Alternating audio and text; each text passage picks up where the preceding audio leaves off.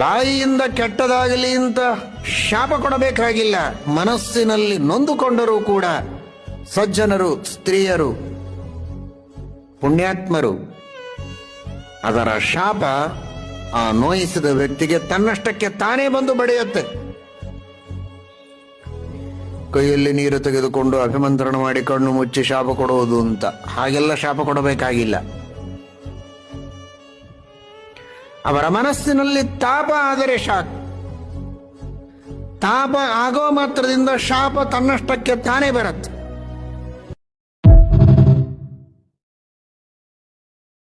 ಕುತಂತ್ರಗಳನ್ನು ಮಾಡಬೇಡಿ.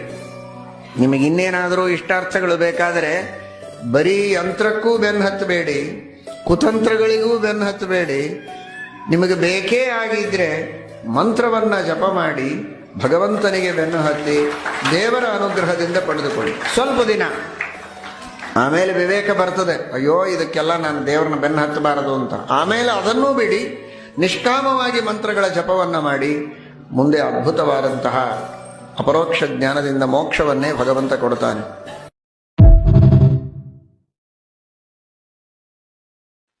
ಹಿಂದೂ ಧರ್ಮದ, ಸನಾತನ ಧರ್ಮದ ದೊಡ್ಡ ಭಾಗ್ಯ, ಬೇರೆ ಧರ್ಮಗಳಲ್ಲಿ ಒಂದು ಧರ್ಮಗ್ರಂಥ, ಯಾರ ನಿಂದೆ ಮಾಡೋದಕ್ಕೆ ಹೊರಟಿಲ್ಲ, ಒಂದು ಧರ್ಮಗ್ರಂಥ ಇದೆ. ಮೂಲ ಗ್ರಂಥ, ನಿಬಂಧ ಗ್ರಂಥಗಳು ಇತ್ತೀಚಿನವರು ಬರೆದದ್ದು ಲೈಬ್ರರಿ ತುಂಬುವಷ್ಟಿದೆ, ಅದಲ್ಲ. ಧರ್ಮಗ್ರಂಥಗಳು ಪ್ರಾಚೀನವಾದದ್ದು, ದೇವರ ಉಪದೇಶ ಒಂದು. ಮಹಾಭಾರತ ಇದೆ, 60 ಲಕ್ಷ ಶ್ಲೋಕಗಳ ಮಹಾಭಾರತ.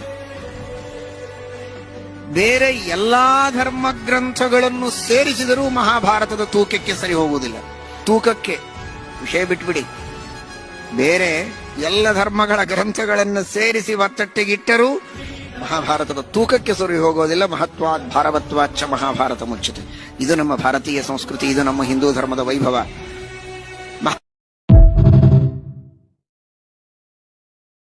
ಏನೇ ಪಾಪ ಮಾಡಿದ್ರು ಅದಕ್ಕೆ ಪ್ರಾಯಶ್ಚಿತ್ತ ಅಂದ್ರೆ ಅದು ಗಾಯತ್ರಿಯ ಜಪ, ಏಕಾದಶಿಯ ಉಪವಾಸ ಅಂತ ರುದ್ರದೇವರು ಹೇಳ್ತಾರೆ ಉಮಾದೇವಿಗೆ. ಇದನ್ನೆಲ್ಲರೂ ಅರ್ಥ ಮಾಡಿಕೊಳ್ಳಿ. ಏನೋ ಒಂದು ದಿವಸ ಉಪವಾಸ ಬಿದ್ದರೆ ಏನಾಗ್ತದೆ, ಅದರಿಂದ ಏನು ದೊಡ್ಡದು ಅಂತ ಅನ್ಬೇಡಿ, ಅದು ಪ್ರಾಯಶ್ಚಿತ್ತ.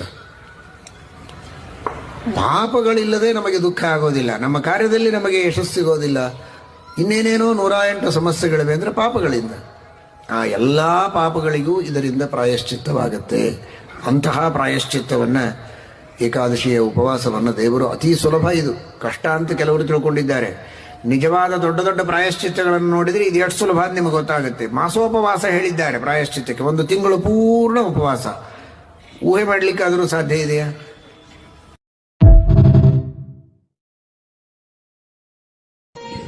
ಏನಾದರೂ ಹೇಳಿದ್ರೆ ಕೆಲವು ಮಹಿಳೆಯರಲ್ಲಿ, ಯುವತಿಯರಲ್ಲಿ ಮೊಟ್ಟ ಮೊದಲಿಗೆ ಬರುವ ಭಾವನೆ ಏನು, ಹಾಗಾದ್ರೆ ಬರೀ ಕಷ್ಟನೇ ಪಡಬೇಕು ಅಂತೀರಾ ಅಂತ. ಜೀವನದಲ್ಲಿ ಕಷ್ಟನೇ ಇರತ್ತಾ? ಬೇಕಾದಷ್ಟು ಸುಖಗಳಿವೆ, ಬೇಕಾದಷ್ಟು ಕಷ್ಟಗಳೂ ಇವೆ. ಸುಖನೇ ಪಡಬೇಕು ಅನ್ನುವುದಕ್ಕೋಸ್ಕರನೇ ಕೆಲವು ಸಂದರ್ಭಗಳಲ್ಲಿ ಸಣ್ಣ ಕಷ್ಟಗಳನ್ನ ಸಹನೆ ಮಾಡಬೇಕು ಅಂತ.